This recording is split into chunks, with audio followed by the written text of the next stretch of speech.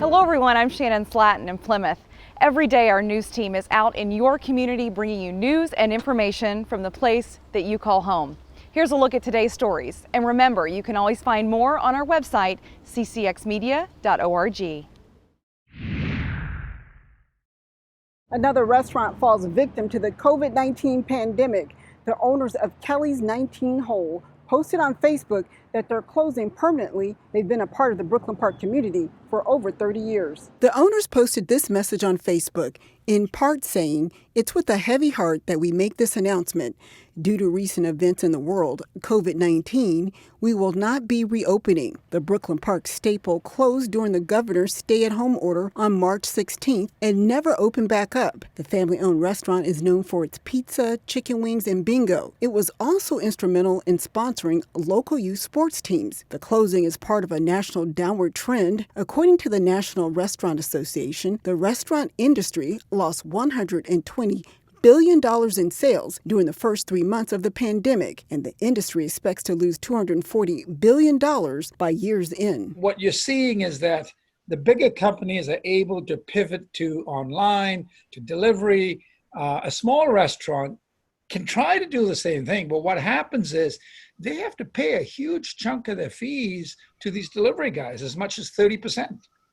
So it's very hard for them to do that. Now, why doesn't Domino's or, Papa John's have to do that? Well, for one, they're bigger, so they can negotiate.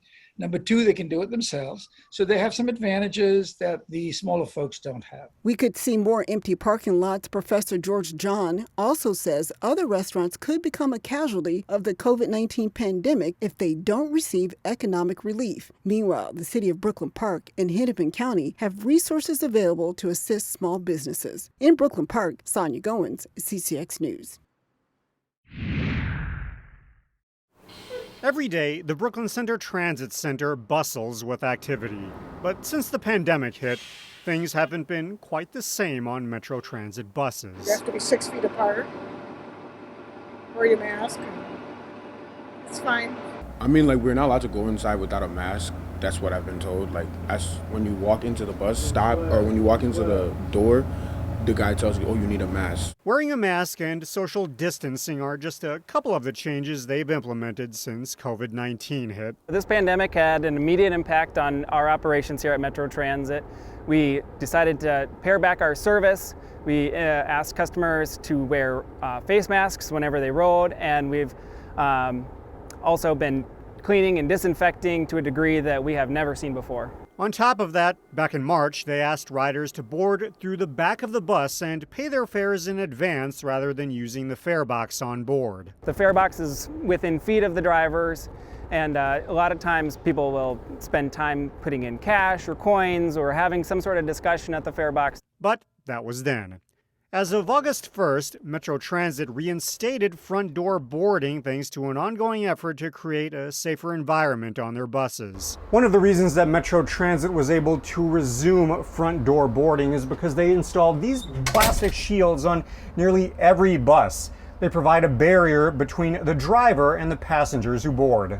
All of our frontline staff are putting themselves at some degree on the front lines of this pandemic, as people in lots of other industries are, and so we really have to tip our hats to them for showing up every single day and doing this really tough job. In the next couple weeks, people will start seeing more of these buses on the road.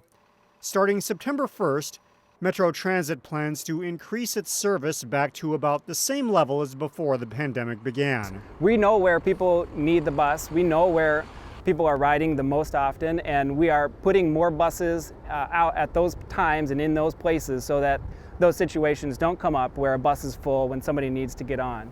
Going forward, Metro Transit officials just ask that passengers do their part to protect themselves and the people around them. This is a partnership, and we need their partnership, and we hope that they will continue to help us as we move forward. In Brooklyn Center, Delane Cleveland, CCX News. On a sun-drenched Tuesday at the New Hope YMCA, we've been blessed with this wonderful day. It was all about giving back to those in need. The Y teamed up with the food group to give away fresh produce, fruit, and frozen meats. I have a great group of volunteers that helped me out with this. so we just put it all together.